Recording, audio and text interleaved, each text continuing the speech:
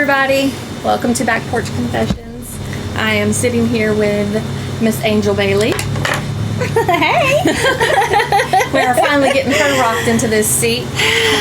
One of these days we'll get you and Angel J to be both in here. I think we've lost one of our angels, but that's okay. It's okay. Hopefully she'll be back. Not her cup of tea, and that's fine. Unfortunately, we lost the whole entire first episode. We just had a great conversation that day, and it just didn't record. That was crazy. So we are on Miss Bailey's back porch today. Hello. This is Leo. Leo might be a bit much of a distraction Leo is here. going to be hanging out with us as well. And so Penny's staying on the other couch. Penny's hanging out. Penny's hanging out on the other couch. I got my famous questions. I allowed her to look at them real quick. Thank you. So she's got a quick mental note of how do I answer these questions. But let's just get right down to it. I like it. What do you think? I like it. Yeah. I like it. Yeah. So I've been good. I've been so blessed. I just moved into my new place. This is my new back porch. Mm-hmm. And gorgeous, y'all. If I was single, this would be my cup of tea. I love it. Yeah. Thank you. I really do like it. It's so cozy inside and feels so warm and just it just reminds me of you. It's you. It's definitely you. It's beautiful. We'll do a tour of it one of these days. Yes, definitely. I need my curtains up and the rest of my pictures up. Yeah. But I love it. I'm so grateful more than anything. I'm just so and you're grateful. on a main level. You don't have to go up and down Right? stairs. Yes, I love it. Absolutely. That's a big difference from my second story apartment that I just came from. So, yeah. Well, I got this first amazing question. What's one defining moment in your life that shifted the way you saw yourself as a woman? Woo! A loaded question. Girl, that is a loaded question. So, breaking that down to one moment, I would have to say after the accident that I went through, being hit by the dump truck and losing my memory, losing who I thought my family was. I didn't know who my family was, didn't know who I was. After that, 2.5 years later, coming to and realizing that I have to find my value in who I am in Christ. You know, I can't tell my story without him because he's the one that rescued me. He's the one that saved me. And then really coming to a place where I realized that all the things that I had gone through were meant to build me up, not tear me down, although they felt like they were tearing me down big time all those years. And I was so angry and so upset at the bad things that had happened to me. Just realizing that those were meant to shape who I am so that I can help other people.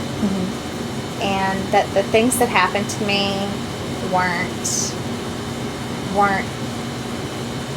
for negative use, but they're really so that I can propel forward and be a part of God's purpose and help women to see their value in God. Right, absolutely. I got to know Angela Bailey before her accident. And then I met Angel Bailey, which is the same person, but she went through this accident and came out a better woman, in my opinion. So more wholesome in who she truly identifies herself as, instead of identifying herself by the church and the people all around her and her family. And we women just go through that crisis, an identity crisis anyway, you know, after empty nest syndrome happens. We don't know how to be who we are anyway, but you had like a double whammy between that and having the accident, which tore apart your whole world, and then brought in a whole other part of your world that you didn't even remember, and then had to deal with that. And I think when I kind of came back into your picture, it was more of when you started having some of those memories that you didn't have, and you were starting to figure out who you were and what your identity was. And I just think that you're an absolutely amazing person all around. I loved the Angela and I love the Angel. But you have you. so much good to give this world, and I'm so happy that we're able to do this, and you're able to share, the parts of you that you want to share. I'm obviously not going to make you share things that you don't want to share, but I'm happy to be able to let other people know that they're not alone. And again, I say this in every single one of these, I don't want people to be alone. And this is about seeing other people's journey and knowing, okay, I'm not alone, and this crazy stuff happens to other people as well. Exactly. And my story is just one bit of a story. Your story is another bit. Angel Joiners is hers is another bit of it, and whoever else I end up speaking to throughout all of this journey. We're going to get the bits and pieces of it all. So, have you ever felt like you were too much or not enough for someone? And how did you overcome that feeling? Oh, that's a great question. Uh-huh. That's a great question. I think I've been in both situations. I'll go for the too much, though. I definitely feel like being even in my marriage. I was married for 27 years. I feel like I was too much maybe for him to handle in a way. And honestly, that's so true, because only really God could handle me, and God could really dive deep into what was going on in my life. Yeah. And there's always some sort of background noise. Yeah, Sorry. Yeah, gotta do the lawn. We need the lawns, right? Sorry. Oh my goodness. Wow. But I feel like at the time I even felt like I was too much for my ex-husband, but I didn't know why.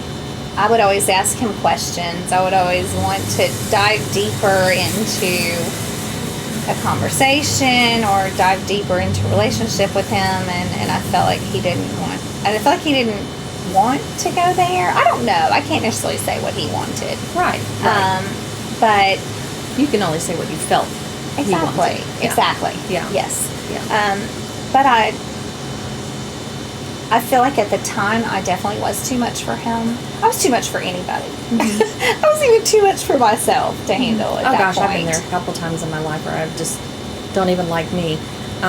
Yes. I could say that in the different levels of you that I've known, there have been a few times when you were on your struggle bus that it was, because I'm such an empath, that I absorb a lot of those energies from people, and sometimes I would just be like drained when I was done trying to conversate with you, and I don't mean that in an ugly way at all.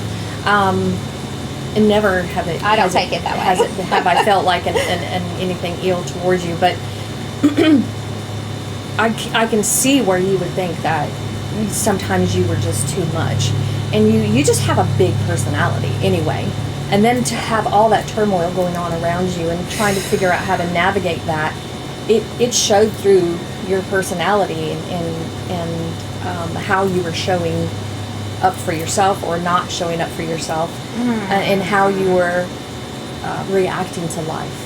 Yes. It definitely, you could see. I've known you long enough now, and in the different levels of you, to know where you're kind of at.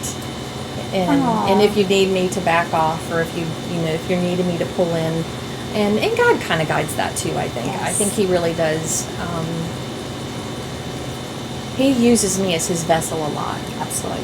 To express and to talk to people, and sometimes I don't even know like what I'm saying. I'm just all of a sudden got a lot of information coming out to somebody. Yes. And they're like, you know what, I think God's speaking to me through you. Yes. And I think that is, I love it. I'm open to it. He can use me as a vessel anytime He wants to. And if I can help people, and I think that's kind of what this is doing, is He's pushed me to do this because He needs a vessel for people. Absolutely. He And does. I feel like this is that. Yes. And I appreciate your discernment there too. And even the times that I didn't know what to do, and maybe I know. Do we need to pause for a second? Yeah. That is so loud. Oh my gosh. We'll be right back.